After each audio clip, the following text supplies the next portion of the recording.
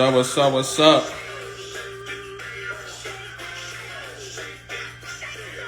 We're telling your followers that you started a live video. Is this thing like slow? What's up? What's up?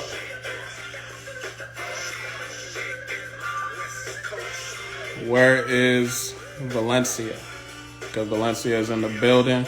Hopefully it works. We're going to see.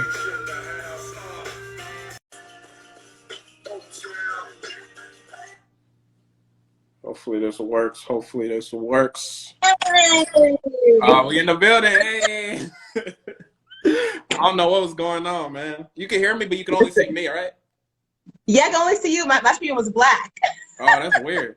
I just saw like fully me. I didn't even see like a half, nothing. No, I don't know. Instagram, like, you like half loyal sometimes and half is like some crap. Instagram don't want people to be debt free. I think that's what it is, to be honest. Exactly. You know what I'm saying? That's crazy. How you doing? I'm doing good. How are you? I am blessed. I'm blessed. I'm highly favored. You know, everything's going good. So I'm glad to interview you real quick for about like 30 minutes. This is being recorded too, so people will watch, you know what I'm saying, the replay. But sounds good. Yeah, so for anybody hopping in the live right now, my name is Michael Benjamin.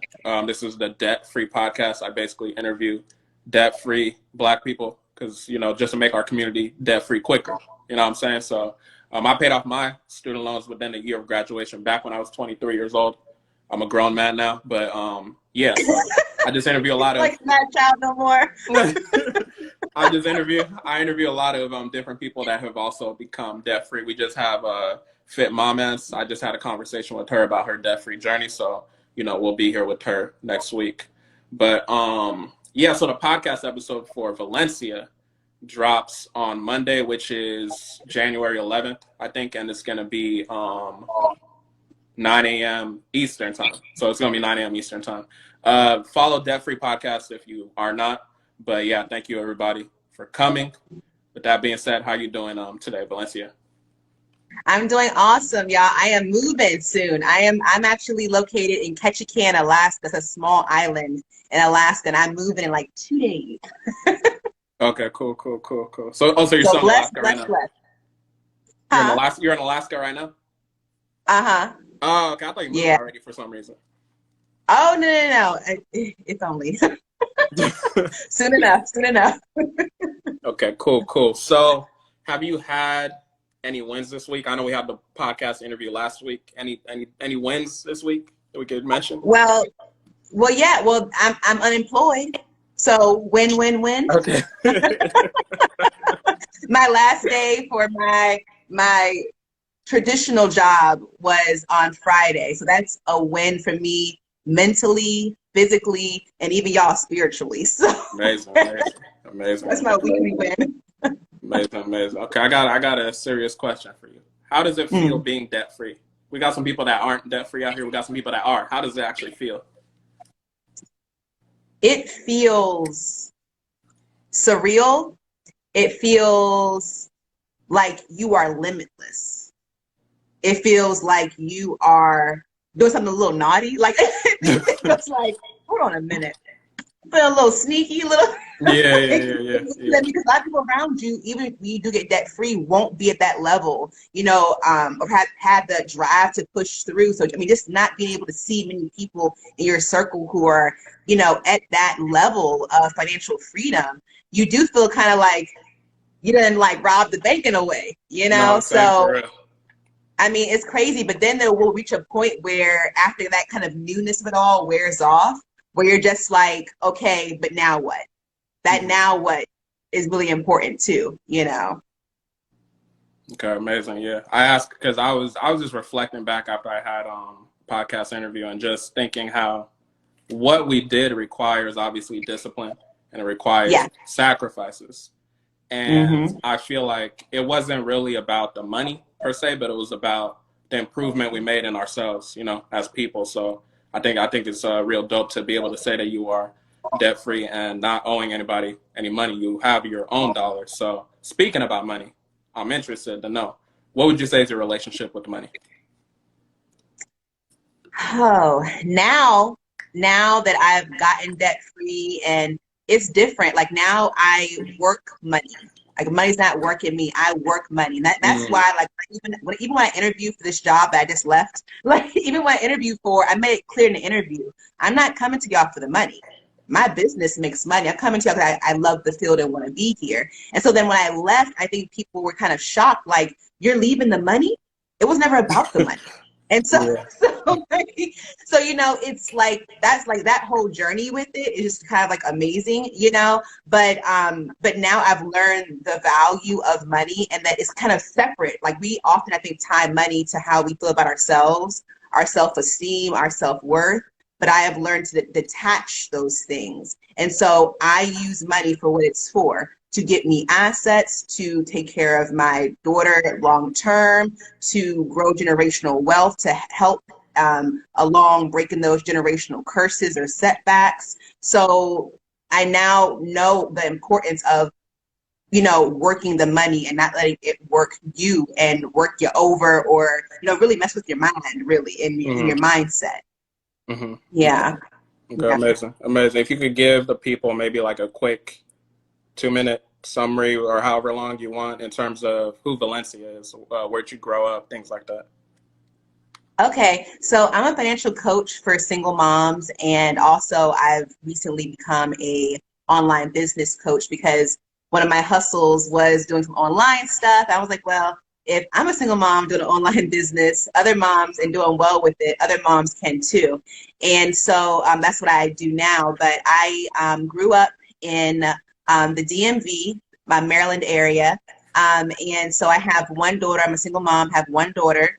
And so I grew up in a single mother household too. And she herself was raised by teen parents. So they didn't know about money. They were too young. They were like babies. They were too young to know about it. My mom didn't know much about it. And therefore I didn't grow up know much about finances and how money even worked, to be honest. But at a young age, I knew, I was like, I was real distrustful of banks when I was younger. Still have no idea where that came from. But I never trusted the system. You know, it didn't make sense to me. Like, so you're working to pay down debts, but for some reason you keep being in debt. Like, it didn't make sense. And so because it didn't make sense, I just didn't believe in it. And so that kind of made me really curious as to why these kind of cycles keep happening. My mom, she's paying off debt and then immediately putting money back on the credit card. Like, how does that like cycle? It does not work, you know? And so I started really looking into money, and I went to college, University of Maryland, and I was studying sociology.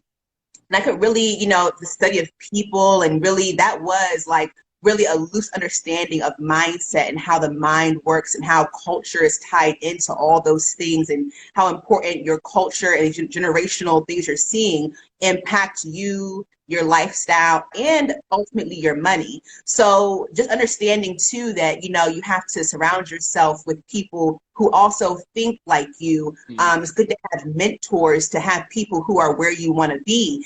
So I started surrounding myself with people that were where I wanted to be, going to conferences where I could be around people like me, you know, slide into folks' DMs who, you know, looked like me and was also going through things like me. And I was really surprised, but pleasantly, about like our culture, because I feel like there's this like stigma that everyone's like, it's about me. It's about me. And I'm not going to share my information. But I have never met someone in the financial game who's been an African-American person, or of the culture in general, African, whatever, and who has not been loving to share, who has not been like, well, I can't help you, but let me connect you, right, to here, and here to help you out. I have never met someone like that. And I've even talked to like big people, like people who are bigger than me, talking to celebrities, but they're like in the money space too, who have been like, I'll take time to talk to you. Let's hop on a call, hop on a quick, you know, DM, you know, Instagram DM, face chat or whatever, you know, and they've always been open to share. So I think we have to get rid of two of these stigmas of, well, no, our community is so like, I'm not going to share. I'm not going to ask questions. I don't want to appear stupid. I'm not going to try to find out more information. there are people out here who want to share, want us to come up as a community. And so I think really getting rid of those preconceived notions is really important to your financial growth. And so that to me has always been important, you know, as I was growing up, making sure, especially now as an adult, and I'm making connections and networking and talking to people, no matter where they are, sharing information. Like, I'm always in my DMs. Probably I should be charging some people, but it's not all about that. It's about, you know, sharing your information and helping as much as you can, you know. So I kind of went off on a tangent, but but through my upbringing, I have seen that networking is important, and talking to people and finding out information you want to, especially when it comes to money. Okay, perfect. Love that. Great intro. So when we talk about your podcast episode, obviously you mentioned many side hustles, not one, not two, not three, 11 side hustles, right? All of them. Right. I did all the things. I did done all the things. Yeah. Can you get into maybe one or two that were really profitable, that were really fun for you to do, that people can start implementing now? Yeah. So I super believed and everyone's like, oh, let's pick up a side hustle. Just get a side hustle and, you know, you'll be fine. Just grab anyone. Like, go work at Macy's, whatever. No. You will get burnt out. It's not going to work. There's a science behind picking and working these side hustles. So for me, I went in and thinking, okay, this is going to have to, how am I going to work this angle? How am I going to work it? So I had a brand new daughter, and short of just sucking the life out of me, she wasn't doing nothing else. She's a baby, right? So I was like, listen, you're not going to clothe yourself. You're not going to do it. We're going to have you online. So she was an Instagram model. My baby was what they called back then, like a brand rep, and a brand ambassador. She did that. In doing so, I would take pictures of her in, you know, different companies' clothing. I also did maternity modeling clothing. I did some jewelry modeling. We did some kind of mommy and me stuff. So in all of that, that was my daughter's clothes. I wasn't wasting money as a new mom, putting out, buying shoes for her, buying bows, buying coats, buying pants, shirts. So I was able to have that be what helped pay for a large chunk of what money I would have been putting out. So that was, we did brand rep. That was for my daughter, for her clothes. She's good, right? Then I would do things like, okay, well, once the brand rep's done and the clothes are here, there's a whole bunch of clothes, really cute, unique clothes. She's outgrowing them. I'm going to sell them. So then I would go online at different, like, you know, Poshmark, Let Go, all the, you know, Facebook Marketplace, all these sites. And then my next hustle was then funneling from the other side hustle was now selling her clothes. And y'all, that's the most profitable side hustle. Let me tell you, batch selling kids' clothes. Like, don't be out here taking one picture of one item of clothing. Put a whole bunch together in one picture. People are sending clothes home to their countries. They're doing elaborate stuff. So make it easy for them, right? Yeah. And one way to do that is to be, you know, selling batch. I would sell things online in batches of her clothes. It was super profitable, cash real quick. So I did those hustles. I also did notary public, which was very, very profitable, depending on what state you're in. Notary publics can make banks. So like for me, I would be signing off on, you know, people's child support agreements, people's just, you know, regular, you know, hey, I'm going to be, I don't know, basic agreements, right, for Maryland. But I'm moving to South Carolina soon, and I just looked it up. A South Carolina notary can marry people. I said, what? So y'all will see me. Look for me next. I will be having a whole like weddings, another side hustle, another wedding side hustle. I can marry people and all of that. So y'all, the brain is working, but it has to be, it's a science. It has to be like that. Your brain has to constantly work. So I'm thinking, well, now I can be a notary in South Carolina. I can marry people. Do you know how lucrative it would be to marry people? Also, I'm going down there and I have a home, actually a duplex. I'm fixing up the other side to be an Airbnb, but now I can have a whole wedding package. I can marry you. You can get ready at my house. You can have your wedding in my backyard, have it set up real pretty. Then you could stay, more money, at the house for your little honeymoon.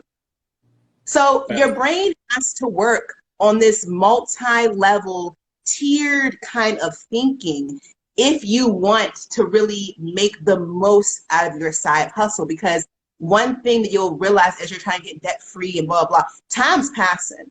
We're not getting that time back. We're only getting older. Things are only getting more complicated and convoluted.